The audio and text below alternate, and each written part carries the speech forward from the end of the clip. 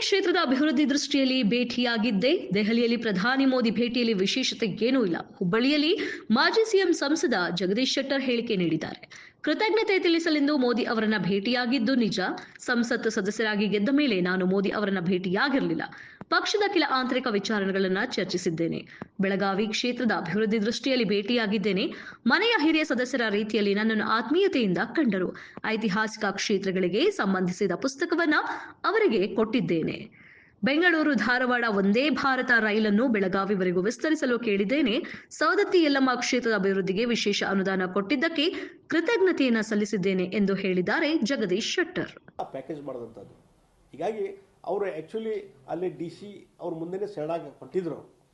ಅಲ್ಲೇ ಪ್ರೊಸೆಸ್ ಚಿಕ್ಕಮಗಳೂರಲ್ಲಿ ಆಗುವಂಥದ್ದು ಇತ್ತು. ಅಲ್ಲಿಗೆ ಬಿಟ್ಟಿದ್ರೆ ಓಕೆ, ಇನ್ನು ಯೂಸಲ್ ಕೋರ್ಸ್ನಲ್ಲಿ ಅದೆಲ್ಲ ಆಗಿದೆ ಅಂತ ಎಲ್ಲರೂ ತಿಳ್ಕೊತಿದ್ರು. ಆದರೆ ಆ ಕ್ರೀಟ್ ನನಗೆ ಬರಬೇಕಂತ ಹೇಳಿ ಸಿದ್ದರಾಮಯ್ಯವ್ರನ್ನು ಒಂದು ಡಿಸೈಡ್ ಆಗಿದ್ದಂಥ ಒಂದು ಫ್ಯಾಕ್ಟ್ಸನ್ನು, ಡಿಸೈಡ್ ಆದಂಥ ಯೋಜನೆ, ಇದು ಫೋರಮನ್ನು ತೆಗೆದುಹಾಕಿ DC ಮುಂದೆ ಹೋದರೆ ಅದಕ್ಕೆ ಇಂಪಾರ್ಟೆನ್ಸ್ ಬರೋದಿಲ್ಲ, ನನ್ನ ಮುಂದೆ ಆಗಲಿ ಅಂತ ಹೇಳಿ ಡೈರೆಕ್ಷನ್ ಕೊಟ್ಟು ಅವರು ಅಲ್ಲಿ ಹೋಗೋದನ್ನು ತಡೆದು ಇಲ್ಲಿ ಬೆಂಗಳೂರಿಗೆ ಕರೆಸುವಂಥ ಕೆಲಸ ಇದೆಲ್ಲ, ಇದನ್ನು ಕ್ರೀಟ್ ತೊಗೊಳಕ್ಕೆ ಒಂದು ಹೈಲೈಟ್ ಮಾಡಲಿಕ್ಕೆ ಇಷ್ಟು ವೈಭವೀಕರಣ ಮಾಡುವಂಥ ಅವಶ್ಯಕತೆ ಇಲ್ಲ. ಆಗಲಿ ಶರಣಾಗತಿ ಆಗಲಿ, ಅವ್ರು ಪ್ಯಾಕೇಜ್ ಕೊಡ್ರಿ, ಅದಕ್ಕೆ ಏನೂ ಇಲ್ಲ, ಅದೊಂದು ವ್ಯವಸ್ಥೆ ಇದೆ. ಆದರೆ ಅದನ್ನು ವೈಭವೀಕರಣ ಮಾಡುವಂಥ ಕೆಲಸ ಸಿದ್ದರಾಮಯ್ಯ ಮಾಡೋದು ಅದು ತಪ್ಪಂತ ನಾನು ಅಲ್ಲ. ಅದಕ್ಕೆ ಅವನ್ನೆಲ್ಲ ನೋಡಿ, ಅದಕ್ಕೆ ಈಗ ಯಾರು ಶರಣಾಗತಿ ಮಾಡಲಿಕ್ಕೆ ಬಂದಿರ್ತಾರೆ, ಮಧ್ಯವರ್ತಿಗಳು ಇರ್ತಾರೆ ಕೆಲವರು, ಅವರೆಲ್ಲ ಇದನ್ನೆಲ್ಲ ಪ್ರತಿಯೊಂದು ಅವರ ಏನು ವೆಪನ್ಸ್ ಇದ್ದಾವೆ ಎಲ್ಲವನ್ನೂ ಸಹಿತ ವಶ ಮಾಡ್ಕೊಂಡ್ಮೇಲೆ ಇದೊಂದು ಪ್ರೊಸೆಸ್ ಆಗಬೇಕು. ಅರ್ಧಂಬರ್ಧ ಮಾಡಿ ಒಂದು ತಕ್ಷಣವೇ ಹರಿಬರಿಯಲ್ಲಿ ಇದೊಂದು ಆಗಬಾರ್ದು. ಅದಕ್ಕೆ ವೆಪನ್ಸು ಮತ್ತೊಂದು ಎಲ್ಲ ಅದನ್ನು ವಾಪಸ್ ತೆಗೆದುಕೊಳ್ಳುವಂಥ ಕೆಲಸ ಆಗಬೇಕು. ಅವರು ತಕ್ಷಣ ಶರಣಾಗತಿ ಜೊತೆಗೆ ವೆಪನ್ಸು ಕೊಡುವಂಥ ಕೆಲಸ ಆಗಬೇಕು.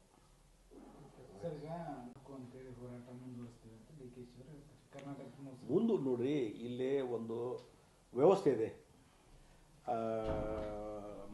ಪ್ಲಾನಿಂಗ್ ಕಮಿಷನ್ ಅಂತಿತ್ತು, ಈಗ ನೀತಿ ಆಯೋಗ ಅಂತಿದೆ. ಆ ನೀತಿ ಆಯೋಗದ ಮುಂದೆ ಎಲ್ಲ ಸ್ಟೇಟ್ಗಳು ರಿಪ್ರೆಸೆಂಟೇಟಿವ್ಸ್ ಇರ್ತಾರೆ. ಮುಖ್ಯಮಂತ್ರಿಗಳು ಇರ್ತಾರೆ, ಅಥವಾ ಅವ್ರ ಪರವಾಗಿ ಮಂತ್ರಿಗಳು ಹೋಗಿರ್ತಾರೆ, ಅಧಿಕಾರಿಗಳು ಹೋಗಿರ್ತಾರೆ. ಇವತ್ತು ಏನಾದರೂ ನಿಮ್ಮದು ಗ್ರಿವೆನ್ಸ್ ಇದ್ದರೆ ಆ ಒಂದು ಫೋರಮ್ದಲ್ಲಿ ಹೇಳ್ಬೇಕು. ನೀವು ಅಲ್ಲೇನು ಎಕ್ಸ್ಪ್ಲೇನ್ ಮಾಡ್ತಾರೆ, ಏನೊಂದು ಗೈಡೆನ್ಸ್ ಮೇಲೆ. ಇವತ್ತು UPA ಸರ್ಕಾರ ಇದ್ದು ಅದೇ ಗೈಡೆನ್ಸ್ ಇದಾವೆ, ಇವತ್ತಿನ ಸರ್ಕಾರ ಇದ್ದಾಗ ಅದೇ ಗೈಡೆನ್ಸ್ ಇದ್ದಾವೆ. ಸುಮ್ಮನೆ ನೀವು ಆ ಸ್ಟೇಟಿಗೆ ಇಷ್ಟು ಕೊಟ್ರಿ, ಈ ಸ್ಟೇಟಿಗೆ ಇಷ್ಟು ಕೊಟ್ರಿ, ನಮಗೆ ಕಡಿಮೆ ಆಯಿತು, ಇದು ವಾದ ವಿವಾದ ಅಲ್ಲಿ ಮಾಡ್ರಿ. ನೀವು ಅಲ್ಲಿ ಮಾಡಿ ಏನು ಡಿಸ್ಕಷನ್ ಮಾಡಿದ್ರೆ ಓಪನ್ ಆಗಿ ಹೇಳಿರ್ಬೇಕಾರೆ ಅದನ್ನು ಯಾರು ಬೇಡ ಅಂತಾರೆ. ಪಾರ್ಲಿಮೆಂಟಲ್ಲಿ ನಿಮ್ಮ ಲೀಡರ್ ಆಫ್ ಅಪೋಸಿಷನ್ ಇದ್ದಾರೆ, ಖರ್ಗೆ ಅವರೇ ರಾಜೀವ್ ಕನ್ಯಾ ಆದರೆ ಖರ್ಗೆ ಅವರೇ ಅಲ್ಲಿ ಇದರಲ್ಲಿ ರಾಜ್ಯಸಭಾದಲ್ಲಿ ಇದ್ದಾರೆ. ಯಾಕೆ ಅವನ್ನೆಲ್ಲ ಹೇಳೋದಿಲ್ಲ ಅವರು? ಒಬ್ಬರಾದರೂ ಕರ್ನಾಟಕದ ಯಾರಾದರೂ MP ಗಳು ಇದ್ರ ಬಗ್ಗೆ ಪಾರ್ಲಿಮೆಂಟಲ್ಲಿ ಮಾತಾಡಿದ್ರು? ಇಲ್ಲ. ರಾಹುಲ್ ಗಾಂಧಿ ಅವರು ಲೀಡರ್ ಆಫ್ ಅಪೋಸಿಷನ್ ಅವರು ಮಾತಾಡೇ ಇಲ್ಲ. ಹೀಗಾಗಿ ಈ ರೀತಿ ತಾರತಮ್ಯ ಆಗಿದೆ ಅನ್ನುವಂಥದ್ದು ಅಪಪ್ರಚಾರ ಮಾಡೋದು ನಿಲ್ಲಿಸ್ಬೇಕು. Okay sir.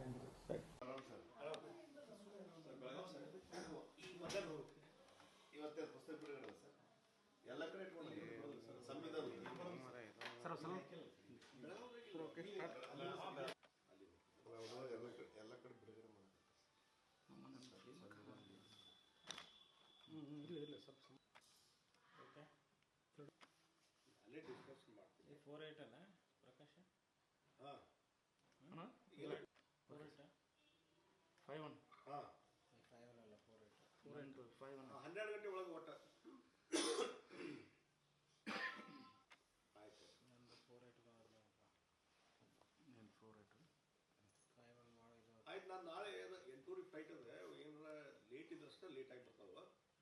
ಅದು 10:00 ಮಟ್ಟ ಮನೆಗೆ ಬಂದು ಅಲ್ಲಿ. ಆಯ್ತು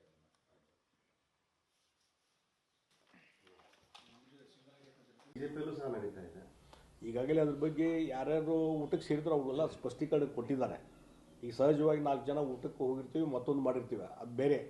ಆದರೆ ಇವತ್ತು ನಮ್ಮಲ್ಲಿ ಸಮಸ್ಯೆ ಇಲ್ಲ ಅಂತ ನಾ ಹೇಳೋದಿಲ್ಲ, ಇದ್ದೇವೆ. ಅದನ್ನು ಸರಿ ಮಾಡುವಂಥ ಕೆಲಸ ವರಿಷ್ಠರು ಇವತ್ತಿಲ್ಲ ನಾಳೆ ಮಾಡೇ ಮಾಡ್ತಾರೆ. ಅದ್ರ ಬಗ್ಗೆ ಏನು ವಿಚಾರ ಮಾಡುವಂಥದ್ದು ಪ್ರಶ್ನೆಯೇ ಇಲ್ಲ. ಮತ್ತು ಒಂದು ನಾನು ಹೇಳ್ತೀನಿ, ಈಗ ನೋಡಿ ರಾಜಣ್ಣವ್ರ ಸ್ಟೇಟ್ಮೆಂಟು, ನಾವು SC ST ಮಂತ್ರಿಗಳು ಸೇರಬಾರ್ದು, SC ST ಸಮಸ್ಯೆಗಳು ಭಾಳ ಇದ್ದಾವೆ, ಬೇರೆ ಬೇರೆ ಸ್ಕಾಲರ್ಶಿಪ್ ಬಿಡುಗಡೆ ಆಗ್ತಾಯಿಲ್ಲ, ಮತ್ತೊಂದು ಅಂದರೆ ಇವರು ಮಂತ್ರಿಗಳು. ಅಂದರೆ ಮಂತ್ರಿಗಳು ಇದ್ದು ಕ್ಯಾಬಿನೆಟ್ದಲ್ಲಿ ಚರ್ಚೆ ಮಾಡ್ರಿ. ಇದನ್ನು ನಿಮಗೊಂದು ಅವಕಾಶ ಇದೆಲ್ಲ, ಫೋರಮ್ ಇದೆ, ನಿಮ್ಮ ಸರ್ಕಾರದ ಇಲಾಖೆ ಅಧಿಕಾರಿ ಜೊತೆ ಮಾತಾಡ್ರಿ. ಅದ್ರ ಬಿಟ್ಟು ಅದನ್ನ ಚರ್ಚೆ ಮಾಡಲಿಕ್ಕೆ ನೀವು ಮಂತ್ರಿಗಳು ಸೇರ್ತೀವಿ ಅಂತಂದರೆ ಇದನ್ನು ಯಾರು ನಂಬ್ತಾರೆ ಇದನ್ನು? ಹಾಗಾದ್ರೆ ನಿಮಗೆ SC ST ಜನಾಂಗದ ಬಗ್ಗೆ ಕಾಳಜಿನೇ ಇಲ್ಲ ಅಂತ ನಂಗೆ ಅನಿಸ್ತಾ ಇದೆ. ಅವ್ರ ಹಣನ ಖರ್ಚಾಗ್ತಾ ಇಲ್ಲ, ಅದಕ್ಕೆ ಸಂಬಂಧಪಟ್ಟಂಥ ಯೋಜನೆ ಅನುಷ್ಠಾನ ಸರಿಯಾಗಿ ಆಗ್ತಾ ಇಲ್ಲ ಅಂತ ಒಬ್ಬ ರಾಜಣ್ಣವರು ಹೇಳಿದರೆ ಯಾವ ರೀತಿ ರಾಜ್ಯದ ಆಡಳಿತದ ಪರಿಸ್ಥಿತಿ ಏನಿದೆ ನಾವು ಅರ್ಥ ಮಾಡ್ಕೊಳ್ಳಿಕ್ಕೆ ಸಾಧ್ಯತೆ. ಹೀಗಾಗಿ ಇವತ್ತು ರಾಜಣ್ಣವರ ಬಾಯಿಂದ ಇವೆಲ್ಲ ಮಾತುಗಳು ಬಂದಾಗ ನೋಡಿದರೆ ಅವರು ಸೇರ್ತಾ ಇರೋದು ರಾಜಕಾರಣ ಸಲುವಾಗಿ, ಈ SC ST ಜನಾಂಗದ ಕಲ್ಯಾಣ ಸಲುವಾಗಿ, ಅವ್ರ ಯೋಜನೆ ಅನುಷ್ಠಾನ ಸಲುವಾಗಿ ಅಲ್ಲ. ಅದನ್ನು ಮಾಡೋದಾಗಿದ್ರೆ ನೀವು ಕ್ಯಾಬಿನೆಟ್ದಲ್ಲಿ ಚರ್ಚೆ ಮಾಡ್ಬೋದು ಇದನ್ನೆಲ್ಲ. ಮತ್ತೊಂದು ಡಿನ್ನರ್ ಮೀಟಿಂಗ್ ಮಾಡಬೇಕಂತ ಅವಶ್ಯಕತೆನೇ ಇರಲಿಲ್ಲ. ಈ ಪರಮೇಶ್ವರ್ ಅವರು ಡಿನ್ನರ್ ಮೀಟಿಂಗ್ ಬ್ರೇಕ್ ಬಿದ್ದಿದ್ದಕ್ಕೆ ಆಕ್ರೋಶ ವ್ಯಕ್ತಪಡಿಸಿದ್ದಾರೆ ಪರಮೇಶ್ವರ್ ಅವರು. ಅಲ್ಲ, ಅದಕ್ಕೆ ನಾ ಏನಂತೀನಿ, ನೀವು ಯಾರು ಊಟ ಮಾಡ್ಕೊಳ್ಳಿ ಮತ್ತೊಂದಿಗೆ ಯಾರಿಲ್ಲ. ಆದರೆ ಏನಾಗಿದೆ, ಇದರ ಹಿಂದೆ ರಾಜಕೀಯ. DK ಶಿವಕುಮಾರ್ ಅನಿಸ್ಬಿಟ್ಟಿದೆ. ಪರಮೇಶ್ವರ್ ಒಂದು ಸಲ ಊಟಕ್ಕೆ ಕರೀತಾರೆ, ಸತೀಶ್ ಜಾರಕಿಹೊಳಿ ಒಂದು ಊಟಕ್ಕೆ ಕರೀತಾರೆ, ನಾಳೆ ರಾಜಣ್ಣವರು ಕರೀತಾರೆ. ಇದೇನೋ ನಡೆಸಿದ್ದಾರೆ, ನನ್ನ ವಿರುದ್ಧ ಒಂದು ಷಡ್ಯಂತ್ರ ನಡೀತಿದೆ ಅನ್ನುವಂಥದ್ದು ಅವ್ರಿಗೆ ಅನಿಸಕ್ಕೆ ಚಾಲು ಮಾಡಿದೆ. ಯಾರಿಗೆ? DK ಶಿವಕುಮಾರ್ಗೆ. ಅದೇ ಏನಾಗಿದೆ, ಇದನ್ನು ನೋಡಿಕೊಂಡು ನನ್ನ ಬಗ್ಗೆ ಯಾರು ಕೆಟ್ಟ ವಿಚಾರ ಮಾಡ್ತಾ ಇದ್ದಾರೆ ಅದನ್ನು ತಡಿಲಿಕ್ಕೆ ನಾನು ಪೂಜೆ ಮಾಡ್ತಾ ಇದ್ದೆ ಅಂತ ದುಷ್ಟ ಸಂಹಾರದ ಒಂದು ಶತ್ರು ಸಂಹಾರದ ಒಂದು ಪೂಜೆ ಪುರಸ್ಕಾರ ಎಲ್ಲ ಸ್ಟಾರ್ಟ್ ಮಾಡಿದ್ದಾರೆ. ಅದು ಇಂಟರ್ನಲ್ ಕ್ಲಾಶಸ್ ಏನಿದಾವಲ್ಲ ಈಗ ಹೊರಗಡೆ ಬರ್ತಾ ಇದ್ದಾವೆ. ನಾ ಈಗ ಹಲವಾರು ಸಲ ಸ್ಟೇಟ್ಮೆಂಟ್ ಕೊಟ್ಟಿದ್ದೀನಿ. ಇಂಟರ್ನಲ್ ಕ್ಲಾಶಸ್ ಇದೆ, CM DCM ಫ್ಲೈಟ್ ಇದೆ, ಇನ್ಫೈಟಿಂಗ್ ಇದೆ ಅನ್ನುವಂಥದ್ದು ಮೊದಲಿಂದ ಹೇಳ್ತಿದೆ. ಅದೆಲ್ಲ ಇವಾಗ ಹೊರಗೆ ಬರ್ತಾ ಇದ್ದಾವೆ ಎಲ್ಲ. ಇನ್ನು ಕೆಲವು ದಿವಸಗಳಲ್ಲಿ ಇನ್ನು ಬೈಲಿಗೆ ಬಂದು ಬೈಲಲ್ಲಿ ಗುದ್ದಾಡುವಂಥದ್ದು ಸ್ಟಾರ್ಟ್ ಆಗ್ತದೆ. ಸರ್, ಈಗ ನಕ್ಸಲ್ ಶರಣಾಗೋ ವಿಚಾರದಲ್ಲಿ ನಕ್ಸಲೈಟ್ಸ್ ಆ ಬಗ್ಗೆ ಒಂದು ಕಡೆ BJP ಅದನ್ನು ಡ್ಯಾಮೇಜ್ ಕಂಟ್ರೋಲ್ ಮಾಡೋದಕ್ಕೆ ಭೀಮ ಸಮಯ ಮಾಡೋದು, ಬೂತ್ ಮಟ್ಟದಲ್ಲಿ ಅವೇರ್ನೆಸ್ ಮಾಡೋ ಕಾರ್ಯಕ್ರಮ ಮತ್ತು ಮೋದಿಯವರು ಒಂದು ಇನ್ಸ್ಟ್ರಕ್ಷನ್ ಕೊಟ್ಟಿದ್ದಾರೆ ಅಂತ ಅದು ಸಾಕಷ್ಟು BJP ಅವ್ರನ್ನ ಸರಿಯಾಗಿ ಟಕ್ಕರ್ ಕೊಡಿ ಅವರಿಗೆ ಕಾಂಗ್ರೆಸ್ ಲೀಡರ್. ಅಲ್ಲ, ಓವರಾಲ್ ಈಗ ಪಾರ್ಟಿ ಒಂದು ಸ್ಟ್ಯಾಂಡ್ ತೊಗೊಂಡಿದೆ. ಪಾರ್ಲಿಮೆಂಟಲ್ಲಿ ಡಿಸ್ಕಷನ್ ಆಯಿತು ಸಂವಿಧಾನದ ಬಗ್ಗೆ. ಆ ಸಂದರ್ಭದಲ್ಲಿ ಇವತ್ತು ಕಾಂಗ್ರೆಸ್ ಅವರು ಯಾವ ರೀತಿ ಡಾಕ್ಟರ್ ಬಾಬಾ ಸಾಹೇಬ್ ಅಂಬೇಡ್ಕರ್ ಬಗ್ಗೆ ನಡ್ಕೊಂಡ್ರು, ಯಾವ ರೀತಿ ಅಪಮಾನಕರವಾಗಿ ಅವ್ರು ನಡೆಸ್ಕೊಂಡ್ರು, ಚುನಾವಣೆಯಲ್ಲಿ ಸೋಲಿಸಿದ್ರು, ಮತ್ತು ನೆಹರು ಅವರು ಕ್ಯಾಬಿನೆಟಲ್ಲಿದ್ದಾಗ ಅವರ ಬೇಡಿಕೆ ಏನೋ ನ್ಯಾಯಯುತ ಬೇಡಿಕೆ ಗೌರವದಿಂದ ನಡ್ಕೊಳ್ಳುವಂಥದ್ದು ಬಗ್ಗೆ ಏನೋ ಒಂದು ಅಸಡ್ಡೆಯಿಂದ ಪ್ರದರ್ಶನ ಮಾಡಿದರು.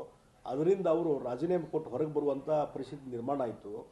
ಈ ರೀತಿ ಅಪಮಾನ ಮಾಡುವಂಥ ಕೆಲಸ ಇವತ್ತು ಯಾರಾದರೂ ಮಾಡಿದರೆ ಡಾಕ್ಟರ್ ಬಾಬಾ ಸಾಹೇಬ್ ಅಂಬೇಡ್ಕರ್, ಅದು ಕಾಂಗ್ರೆಸ್ ಪಾರ್ಟಿ. ಇದನ್ನು ನಾವು ಎಲ್ಲ ಕಡೆ ಹೇಳುವಂಥ ಕೆಲಸ ನಾವು ಮಾಡ್ತೀವಿ. ಪಾರ್ಲಿಮೆಂಟಲ್ಲಿ ಹೇಳಿದ್ದೀವಿ, ಈಗ ಹೊರಗಡೆಯೂ ನಾವು ಹೇಳ್ತಾ ಇದ್ದೀವಿ. ಹೀಗಾಗಿ ಒಂದು ಅಪಪ್ರಚಾರ ಮಾಡಿ BJPಗೆ ಡ್ಯಾಮೇಜ್ ಮಾಡುವಂಥ ಕೆಲಸ ಕಾಂಗ್ರೆಸ್ ಅವ್ರು ಮಾಡ್ತಾ ಇದ್ದಾರೆ. ಮತ್ತು ಇದರಿಂದ ಏನೋ ಆಗ್ತದೆ, ಜನರಿಗೆ ಗುರ್ತಾಗಿದೆ ರಿಯಾಲಿಟಿ ಏನು ಅನ್ನೋದು. ನಿಜವಾಗಿ ಡಾಕ್ಟರ್ ಬಾಬಾ ಸಾಹೇಬ್ ಅಂಬೇಡ್ಕರ್ ತತ್ವ, ಅದರ ಮಾರ್ಗದರ್ಶನವನ್ನು ಫಾಲೋ ಮಾಡೋ ಕೆಲಸ ಭಾರತೀಯ ಜನತಾ ಪಾರ್ಟಿ ಮಾಡ್ತದೆ. ಅವರ ವಿಚಾರಗಳಿಗೆ ಹೆಚ್ಚು ಮಹತ್ವ ಕೊಡುವಂಥ ಕೆಲಸ ಭಾರತೀಯ ಜನತಾ ಪಾರ್ಟಿ ಮಾಡ್ತಾ ಇದೆ. ಇದನ್ನು ಜನರಿಗೆ ಹೇಳಿಸುವಂಥ ಕೆಲಸ ನಾವು ಮಾಡ್ತಾ ಇದ್ದೀವಿ. ಈಗ ಅಮಿತ್ ಶಾ ಅವರ ಹೇಳಿಕೆಯಿಂದ ಆಗಿರುವಂಥ ಡ್ಯಾಮೇಜ್ ಕಂಟ್ರೋಲ್ಗೆ ನಿಮ್ಮ ಈ ರೀತಿಯ ಪ್ರತ್ಯಾಸ್ತಾನ ಇಲ್ಲ. ನೋಡ್ರಿ, ಇವತ್ತು ಹೇಳಿಕೆ ಇನ್ನು ಓವರಾಲ್ ನಾನು ಮೊದಲು ಹೇಳೀನಿ, ಅಮಿತ್ ಶಾ ಅವರ ಹೇಳಿಕೆಯನ್ನು ಇನ್ ಟೋಟಲ್ ನಾವು ನೋಡಬೇಕು.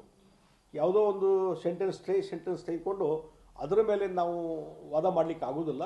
ಹೀಗಾಗಿ ಅದನ್ನು ಅಪಪ್ರಚಾರ ಮಾಡುವಂಥದ್ದು ಮತ್ತು ಆ ರೀತಿ ಅಮಿತ್ ಶಾ ಅವರು ಹೇಳದೇ ಇರುವಂಥ ವಿಚಾರಗಳ ಬಗ್ಗೆ ಅಪಪ್ರಚಾರ ಮಾಡೋದು ಕೆಲಸ ಕಾಂಗ್ರೆಸ್ ಮಾಡ್ತದೆ.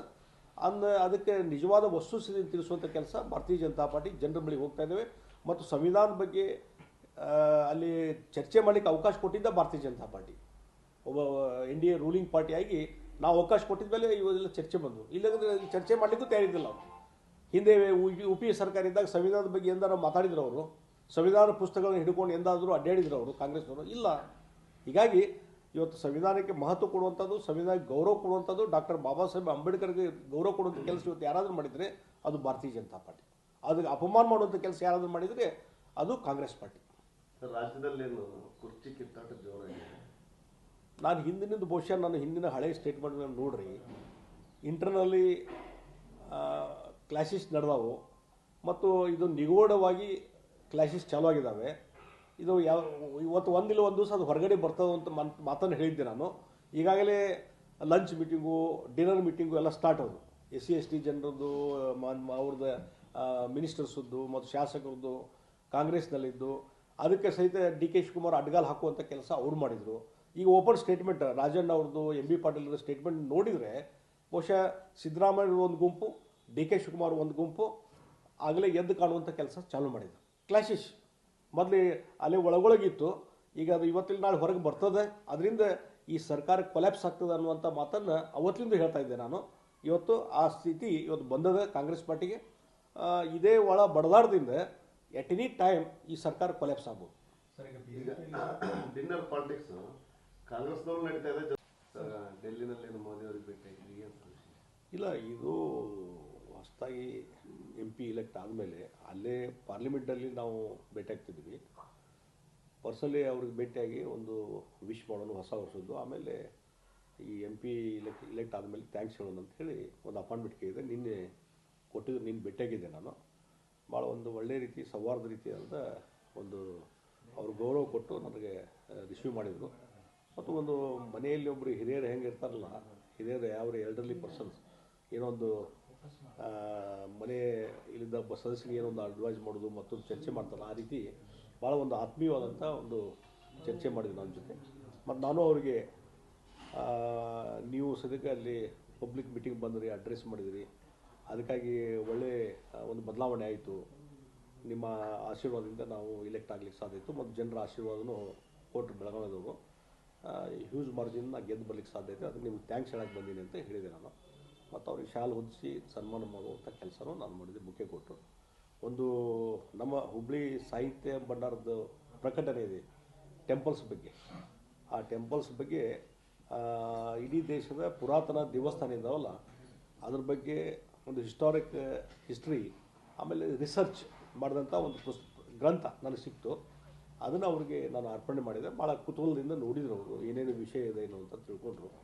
ಭಾಳ ಒಳ್ಳೆಯ ರೀತಿಯಿಂದ ಸೌಹಾರ್ದ ರೀತಿಯಿಂದ ಒಂದು ಚರ್ಚೆ ಆಯಿತು. ಮತ್ತು ಭಾಳ ಮುಖ್ಯವಾಗಿ ನಾನು ಹೇಳಿದ್ದು, ಏನು ಈ ಭಾಗದಲ್ಲಿ ಅಭಿವೃದ್ಧಿ ಕೆಲಸಗಳು ಆಗಬೇಕು, ಅದರಲ್ಲಿ ನಮ್ಮ ಬೆಳಗಾವಿ ಕ್ಷೇತ್ರಕ್ಕೆ ಉಡಾನ್ ಯೋಜನೆಯನ್ನು ನೀವು ಬೆಳಗಾವಿಗೆ ಕೊಟ್ಟಿದ್ರಿ, ಬೇರೆ ಬೇರೆ ಟೈರ್ 2 ಸಿಟಿ ಕೊಟ್ಟಿದ್ರಿ. ಅದರಿಂದ ಭಾಳಷ್ಟು ಏರ್ಪೋರ್ಟ್ಗಳು ಡೆವಲಪ್ ಆಗೋದು, ಬೇರೆ ಬೇರೆ ಸಿಟಿಗಳಿಗೆ ಕನೆಕ್ಷನ್ ಸಿಕ್ತು, ಏರ್ ಕನೆಕ್ಷನ್ನು. ಇಲ್ಲ, ಅದ್ರ ಬಗ್ಗೆ ಭಾಳ ಜನರ ಒಂದು ಅಭಿಪ್ರಾಯ ಒಳ್ಳೆಯದಿದೆ ಅಂತ ಅನ್ನೋದೇ. ಅದಕ್ಕೆ ಹೌದು, ಕರೆಕ್ಟು ಅಂತಂದರು. ಆಮೇಲೆ ಆದರೆ ಆ ಪೀರಿಯಡ್ ಮುಗಿದ ಮೇಲೆ ಆ ಏರ್ಲೈನ್ಸ್ ಅವರು ವಿಡ್ರಾ ಮಾಡ್ತಾ ಇದ್ದಾರೆ ಫ್ಲೈಟ್ಸ್ಗಳನ್ನು. ಹೀಗಾಗಿ ಮತ್ತೆ ನಮಗೆ ಏರ್ ಸರ್ವಿಸ್ ಕಡಿಮೆ ಆಗ್ತಾ ಇದೆ. ಅದಕ್ಕೆ ನೀವು ಆ ಪೀರಿಯಡನ್ನು ಕಂಟಿನ್ಯೂ ಮಾಡಬೇಕು ಅನ್ನುವಂಥದ್ದು ರಿಕ್ವೆಸ್ಟ್ ಮಾಡಿದೆ. ಅದಕ್ಕೆ ಒಳ್ಳೆ ಪಾಸಿಟಿವ್ ಆಗಿ ರೆಸ್ಪಾನ್ಸು ಮಾಡಿದರು. ಅದ್ರ ಬಗ್ಗೆ ಚರ್ಚೆ ಮಾಡ್ತೀನಿ ಅಂತೇಳಿ. ಮತ್ತು ಯಲ್ಲಮ್ಮನ ಗುಡ್ಡಕ್ಕೆ, ರೇಣುಕಾ ಯಲ್ಲಮ್ಮ ಗುಡ್ಡಕ್ಕೆ ಅನುದಾನ ಕೊಟ್ಟಿದ್ದು, ಮತ್ತು ಇನ್ನೊಂದು ಶಬರಿಕೊಳ್ಳ ಡೆವಲಪ್ಮೆಂಟ್ ಮಾಡೋ ಬಗ್ಗೆ, ಅದು ಹಲವಾರು ವಿಚಾರಗಳನ್ನು ಚರ್ಚೆ ಮಾಡಿದ್ವಿ. ಮತ್ತು ಇದ್ರ ಜೊತೆಗೆ ಒಂದೇ ಭಾರತ ಏನೋ ಬೆಂಗಳೂರಿಂದ ಹುಬ್ಳಿ ಧಾರವಾಡವರೆಗಿದೆ, ಅದನ್ನು ಬೆಳಗಾವಿವರೆಗೆ ವಿಸ್ತರಣೆ ಆಗಬೇಕಂತ ಜನರ ಒಂದು ಅಪೇಕ್ಷೆ ಇದೆ ಮತ್ತು ಹೆಚ್ಚು ಬೇಡಿಕೆ ಇದೆ. ಮತ್ತು ಅದು ಒಂದೇ ಭಾರತ ಟ್ರೈನ್ ಭಾಳ ಪಾಪ್ಯುಲರ್ ಆಗಿದೆ ಜನರಲ್ಲಿ. ಅದನ್ನು ವಿಸ್ತರಣೆ ಮಾಡುವಂಥ ಕೆಲಸ ಆಗಬೇಕು ಅನ್ನುವಂಥದ್ದು ಅವ್ರ ಗಮನಕ್ಕೆ ತೊಗೊಂಬಂದ ಮೇಲೆ, ಮತ್ತು ರೈಲ್ವೆ ಇಲಾಖೆಗೆ ನೀವು ಒಂದು ಡೈರೆಕ್ಷನ್ ಕೊಟ್ಟು ಇದನ್ನು ಮಾಡಬೇಕು ಅನ್ನುವಂಥ ರಿಕ್ವೆಸ್ಟ್ ಮಾಡಿದ ಮೇಲೆ ಅದಕ್ಕೂ ಅದನ್ನು ಮನವಿ ತೆಗೆದುಕೊಂಡ್ರು, ಭಾಳ ರೆಸ್ಪಾನ್ಸ್ ಕೊಟ್ಟರು. ಓವರಾಲ್ ಒಂದು ಸೌಜನ್ಯದ ಭೇಟಿದು, ಭಾಳ ಒಂದು ಕಾರ್ಡಿಯಲ್ ಡಿಸ್ಕಷನ್ ಆಯಿತು. ಇತ್ತೀಚಿನ ರಾಜ್ಯದ ರಾಜಕೀಯ ಬೆಳವಣಿಗೆ ಚರ್ಚೆ ಆಗಿದೆ ಅಂತ ನೋಡಿ, ಒಂದು ಜನರಲ್ ಆಗಿ ಏನೋ ಒಂದು ಡಿಸ್ಕಷನ್ ಮಾಡಬೇಕು, ಅದು ಡಿಸ್ಕಷನ್ನ ಮಾಡಿದ್ದೀವಿ. ಏನಾಗಿದ್ವು ಸರ್ ಈಗ ಅವ್ರು ಕೂಡ ಏನು ಚರ್ಚೆ ಮಾಡಿದ್ದೀವಿ ನಾವು ಹೇಳಲಿಕ್ಕೆ ಆಗೋದಿಲ್ಲ. ಭಾಳಷ್ಟು ವಿಚಾರ ಬಗ್ಗೆ ಚರ್ಚೆ ಮಾಡಿದ್ದೀವಿ. ಅಲ್ಲ, ಪಕ್ಷದ ಆಂತರಿಕ ವಿಚಾರವೇನು ಚರ್ಚೆ? ಒಟ್ಟು ಓವರಾಲ್ ಪೊಲಿಟಿಕಲ್ ಸೀನಿಯರ್ ಬಗ್ಗೆನೂ ಅವರಿಗೆ ಫೀಡ್ಬ್ಯಾಕ್ ಕೊಟ್ಟಿದ್ದೀನಿ ಅಷ್ಟೇ. ಇತ್ತೀಚಿನ ದಿನಗಳಲ್ಲಿ ಅಂಬೇಡ್ಕರ್ ಬಗ್ಗೆ